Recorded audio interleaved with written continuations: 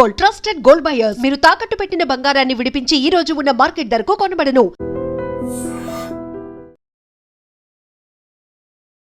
Welcome to iDream. Jahnavi అదృశ్యం కేసులో విషాదం చోటు చేసుకుంది.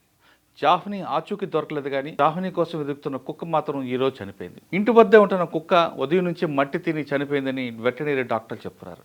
అంటే పోలీసులకు ఉన్న ఒకే ఒక ఆధారం పూర్తిగా కోల్పోయారు. జాహ్నవితో పాటు వెళ్ళిన కుక్క జాహ్నవి కోసం తిరుగుతూ గత 3 రోజుల నుంచి అడవిబాటు పట్టింది. ఆచూకీ కోసం కుక్కతో పాటు కుక్కకి GPS ట్రాక్ పెట్టిన పోలీసులు ఆ కుక్క ఎటు వెళ్తుందో మానిటరింగ్ చేస్తూ ఆ ప్రాంతాలంతా కూడా పోలీసులు గాలింపు చేపడుతున్నారు.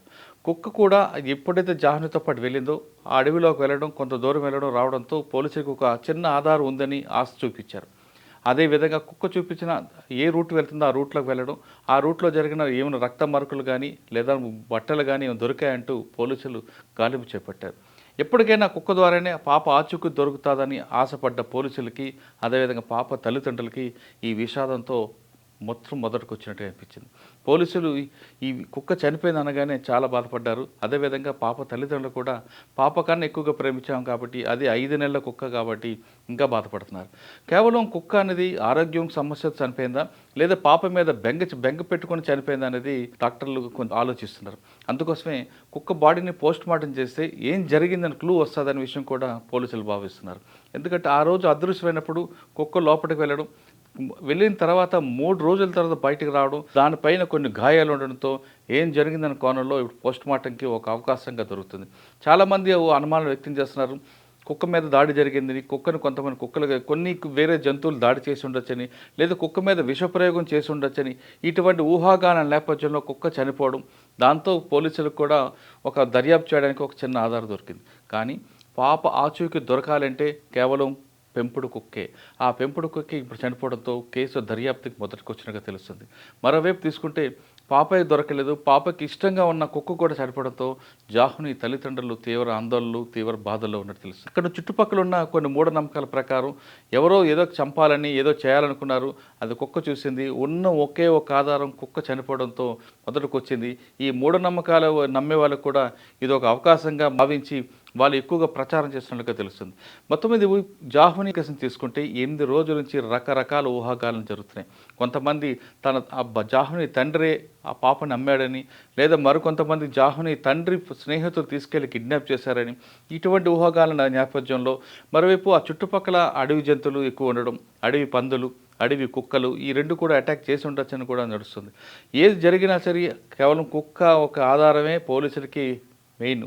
ఎందుకంటే అక్కడ జరిగిన విషయంలో ఒక వ్యక్తి చూశారు, ఆ చూసిన వ్యక్తికి చెవులు వినపడం, అంతేకాకుండా ఆయనతో కొన్ని ప్రాబ్లం వచ్చింది కాబట్టి ఆయన కుక్క మీద రాయి చేసి కొట్టడం, ఆ రాయి డైరెక్ట్గా కుక్క తలకి తగలడం, అక్కడ గాయమైంది.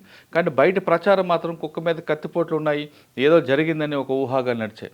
ఇవన్నీ నేపథ్యంలో కుక్క ఆ పాప అదృశ్యమైన 3 రోజుల తర్వాత ఇంటికి రావడం, వచ్చిన తర్వాత కనీసం పాలు తాగకుండా పాప కోసం వెయిట్ చేయడం, అదేవిధంగా పోలీసులు పెట్టిన ట్రాక్ను కూడా వేసుకుంటూ ఆ రోజు ఏమి జరిగిందో ఆ వాసన ప్రకారం అడవిలోకి వెళ్ళడం, ఇవన్నీ కూడా జరిగాయి. ఇంటి నుంచి అంటే అగ్రహారం ఇంటి నుండి దొండపాడు వైపు వెళ్ళిన కుక్క తుని పరిసర ప్రాంతాల వరకు వెళ్ళినట్టు తెలుస్తుంది.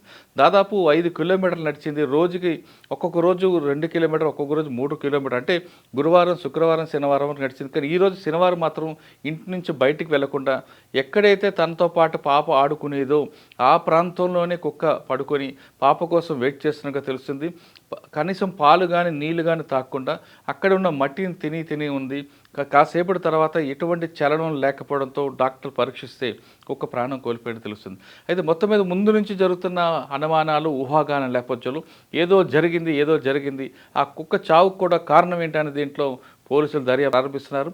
కుక్క డెడ్ బాడీని పోస్ట్ మార్టం తీసుకెళ్తే కుక్క చావుకు కారణం తెలుస్తుంది కాబట్టి అందులో ఏమైనా సరే క్లూ దొరుకుతుందని పోలీసులు భావిస్తున్నారు. అందులో వచ్చిన క్లూ ద్వారా జాహ్నవి ఆచూకీ తెలుస్తుందని పోలీసులకు ఒక ఆశాభావం ఉంది.